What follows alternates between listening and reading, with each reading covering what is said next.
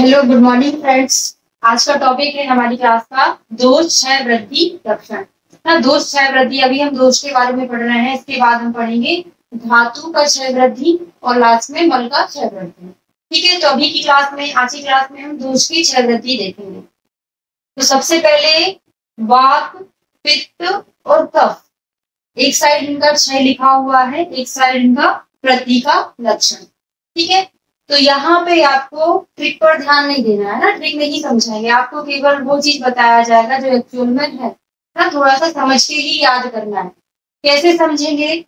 पहले तो आपको वात का सामान्य कर्म याद होना चाहिए, सामान्य कर्म का श्लोक याद होना चाहिए कि वात क्या क्या कर्म करता है, पित्त क्या क्या कर्म करता है, कफ क्या क्या कर्म करता है ना। इन तीनों चीजों का आपको अच्छे से याद होना चाहिए, तभी आप उनकी क्षय और वृद्धि का लक्षण याद कर पाएंगे। ठीक है, तो सबसे पहले देखते हैं वात।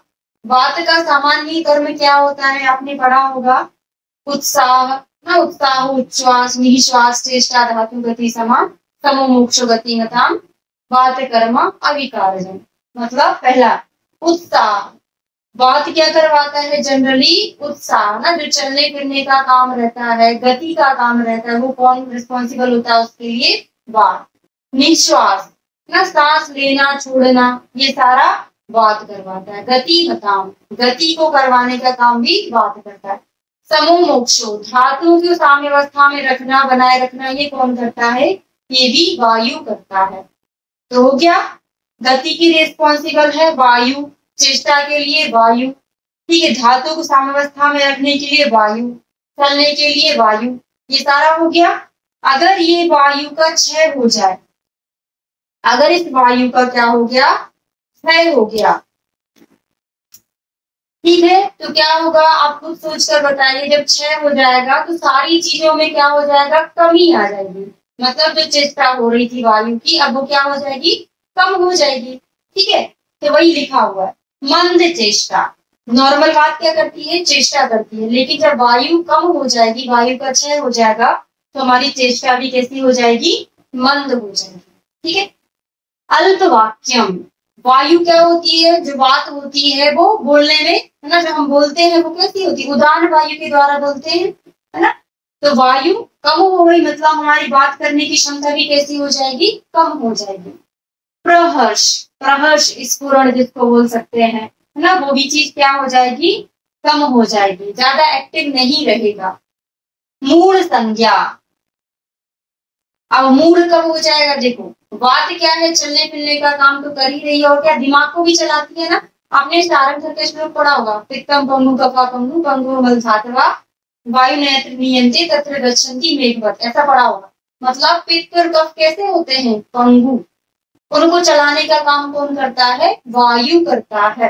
ठीक है, तो सारी इंद्रियों को चलाने का काम कौन कर रहा है? वायु कर रहा है। जब वायु का क्षय हो जाएगा तो हमारी संज्ञा ना, स्मरण शक्ति, सोचने की शक्ति या संज्ञा, वो भी कैसी हो जाएगी? कम हो जाएगी। कम को आयुर्वेद में क्या बोला है? क्षय को मूढ़ बोला है, मूढ़ संज्ञा।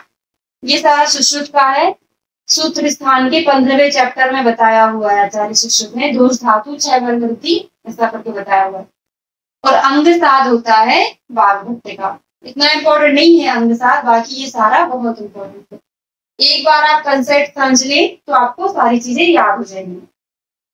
नेक्स्ट आता है वृद्धि।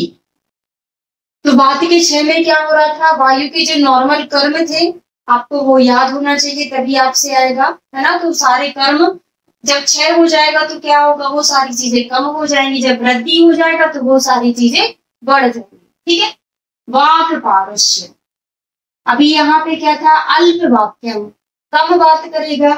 यहाँ पे क्या है?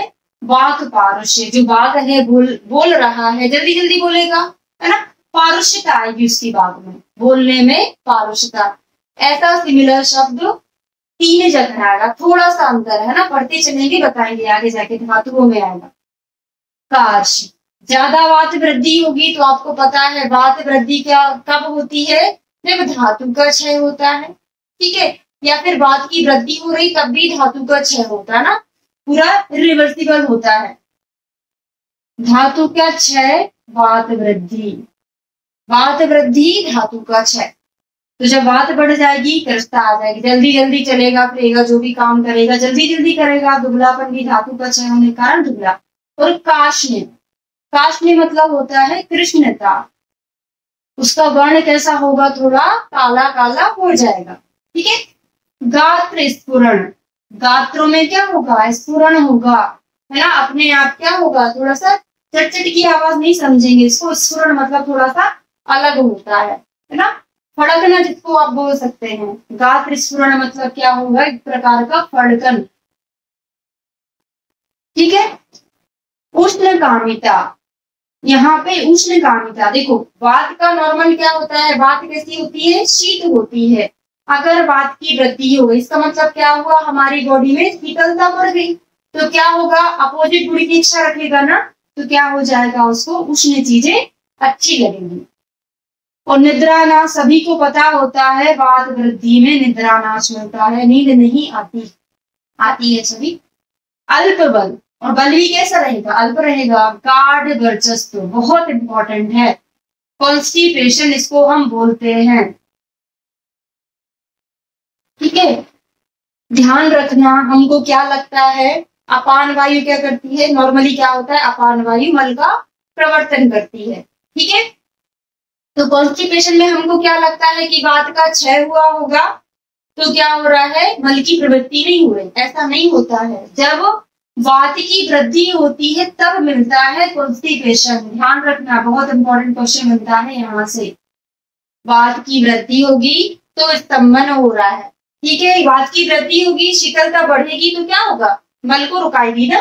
तो कॉन्स्टिपेशन कहाँ मिल रहा है, वात की वृद्धि में। वात का कंप्लीट हो गया है, थोड़ा सा और समझ ले।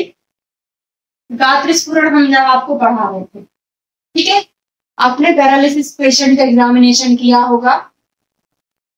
अपर मोटर न्यूरॉन लीजन, यही होता है इन्वॉल्व किसमें, पैरालिसिस के पेशेंट में ना, दोनों चीजें होती है, अपर भी होता है लोअर भी होता है। फिर हम एग्जामिनेशन करके क्या पता करते हैं, पैरालिसिस के पेशेंट के रिफ्लेक्सेस देखते हैं, जर्क देखते हैं ना, उससे हम क्या पता लगाते हैं कि अपर मोटर न्यूरॉन का रीजन है कि लोअर मोटर न्यूरॉन का रीजन है। इसको आयुर्वेद में हम वात वृद्धि और वात क्षय से रिलेट करते हैं, ठीक है।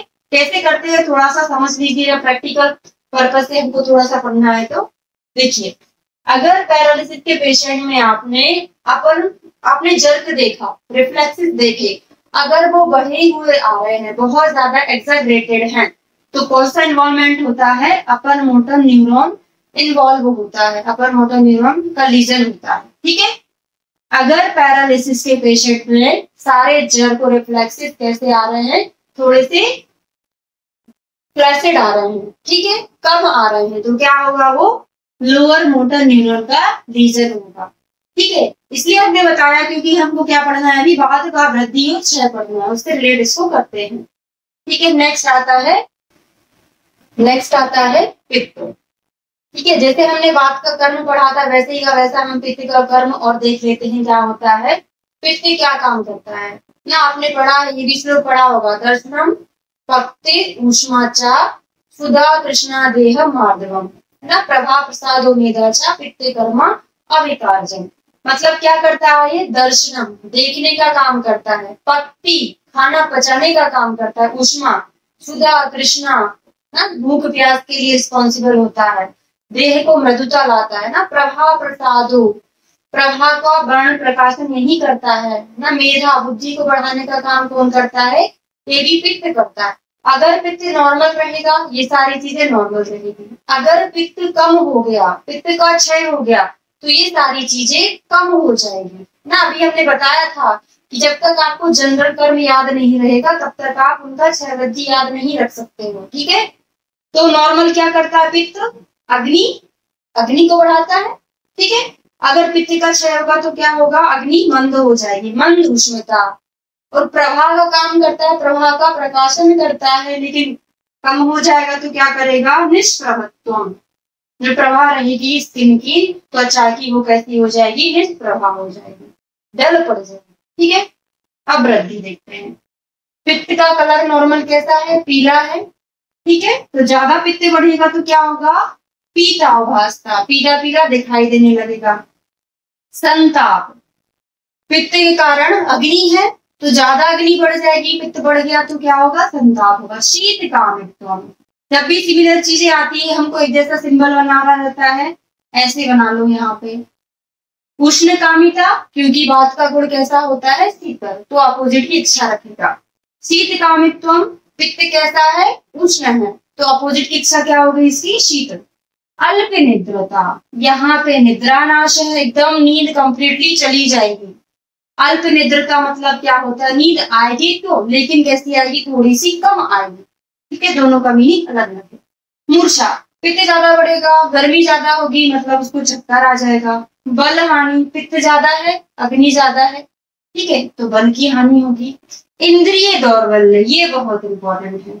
इंद्रियों में दुर्बलता किससे आती है, पित्त की वृद्धि से आती है। कैसे समझेंगे इसको, देख लीजिए, थोड़ा सा इसको ट्रिक से याद रखेंगे। पित्त होता है, कौन सा पित्त होता है, आलोचक पित्त। आलोचक पित्त होता है ना, कहाँ होता है, हमारी चक्षु इंद्रिय में होता है, आंख में होता है। ठीक है, तो वैसे याद कर लेंगे, आलोचक पित्त आंख में होता है। अगर वृद्धि हो जाएगी तो हमारी आंख की दुर्बलता, आंख की नहीं है, वो सारी इंद्रियों के लिए बोला, लेकिन हम उसको थोड़ा सा ट्रिक से रेट करके याद रखेंगे। और लास्ट में इसका आता है पीत गुण, विंड मूत्र नेत्र। जब पीला है पित्त तो उसमें विंड मूत्र नेत्र भी कैसा रहेगा, पीला रहेगा। ठीक है, लास्ट आता है कफ। तो कफ का कर्म क्या है, स्नेहो बंधा स्थिरतम गौरवम भ्रष्टाबलम। ठीक है, क्षमा धृति अलोल्यम अलोभस्य, सॉरी ना, पित्त कर्मा अविकारजम। तो क्या है ये, गौरवता लाता है ना, स्नेह का गुण, इसका मेन गुण क्या होता है, स्नेह ना, गौरवता, बांध कर रखता है चीजों को, वो क्या है, कफ है। और ये कफ वाले क्या होते हैं, लालच नहीं करते हैं, लेकिन हमको क्या लगता है, आलस तो करते हैं लेकिन लालच नहीं करते, ये ध्यान रखना। ठीक है, तो नॉर्मली क्या होगा, कफ जब ज्यादा होगा गौरवता आएगी, स्नेह ज्यादा रहेगा, ये सारी चीजें ज्यादा रहेंगी। लेकिन जब क्षय होगा तो देखिए, रुक्षता, आप थोड़ा सा समझ लीजिए, वात की वृद्धि के, वात को बढ़ाने वाले कौन से हैं, रस, कटु, तिक्त, कषाय। कफ को बढ़ाने वाले कौन से हैं, मधुर, अम्ल और लवण। जिन गुणों से वात की वृद्धि होती है, सॉरी, जिन रसों से वात की वृद्धि होती है, उन रसों से कफ का क्षय होता है, कफ का शमन होता है। ठीक है, जिन रसों से वात का शमन होता है, उन रसों से कफ की वृद्धि होती है। इसीलिए जब भी वात की वृद्धि होती है ऑटोमेटिक कफ का क्षय हो जाता है, जब भी कफ की वृद्धि होती है ऑटोमेटिक वात का क्या होता है, क्षय हो जाता है ना, अपोजिट होता है कुल मिला के। ठीक है, तब यहाँ पे कफ का क्षय हो रहा है, इसका मतलब क्या हुआ, कहीं ना कहीं वात की वृद्धि हो रही होगी। तो वात की वृद्धि का लक्षण है ये रुक्षता, समझ रहे हैं ना, जब वात बढ़ता है तभी रुक्षता आती है, लेकिन कहाँ दिया है, कफ क्षय में दिया है। कैसा रिलेट हो रहा है, एक्चुअल में इसका रीजन क्या होता है, जब कफ का क्षय होता रहता है ऑटोमेटिक वात की वृद्धि होती है, तो रुक्षता मिल गया। ये वात जैसा लक्षण है, यहाँ पे मिल गया। अंतरदाह, ये पित्त जैसा लक्षण है, यहाँ पे मिल गया। मतलब जब कफ का क्षय हुआ है, अंदर क्या हो रहा है, अग्नि की वृद्धि होगी, अग्नि की वृद्धि होगी तो क्या होगा, अंतरदाह होगा। अग्नि की वृद्धि नॉर्मली अंतरदाह नहीं कराती है, दूसरे प्रकार की अग्नि ना आग जैसे रिलेट कर सकते हैं। आमाशय के अतिरिक्त अन्य श्लेष्माशय में शून्यता।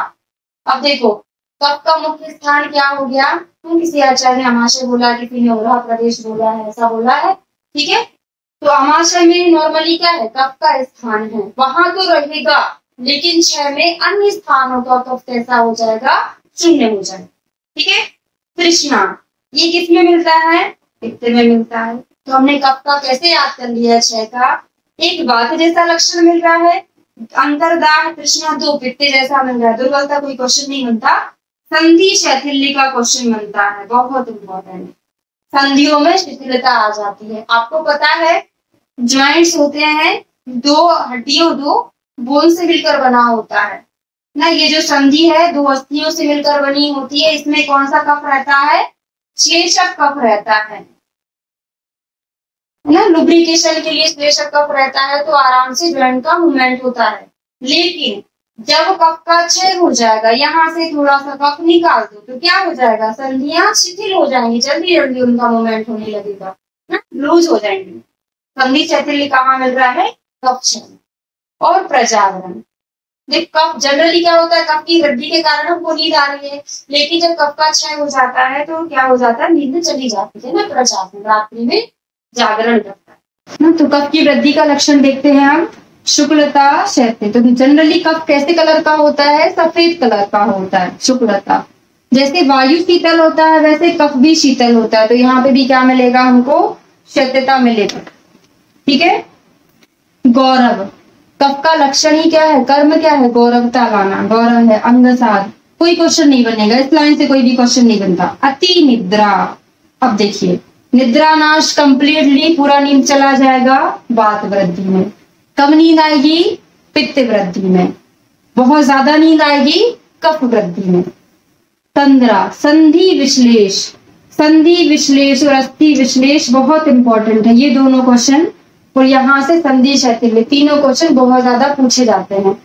जब यहाँ पे श्लेष्मक कफ हट गया था, क्षय हो गया था, तो यहाँ पे शिथिलता आ गई थी। लेकिन यहाँ पे क्या हो रहा है? वही कफ बढ़ रहा है, तो क्या होगा? यहाँ पे विश्लेषण होने लगेगा। तो संधि विश्लेष अस्थि विश्लेष कहाँ पे आया है? कफ की वृद्धि में आया है। ठीक है। तो सबसे पहले याद रखने के लिए कंसेप्ट समझ लें, आपको नॉर्मल के कर्म याद होने चाहिए ना, उसके बाद आपको क्षय और वृद्धि के लक्षण याद होंगे। इसके बाद नेक्स्ट क्लास में हम क्या देखेंगे? धातुओं का क्षय और वृद्धि।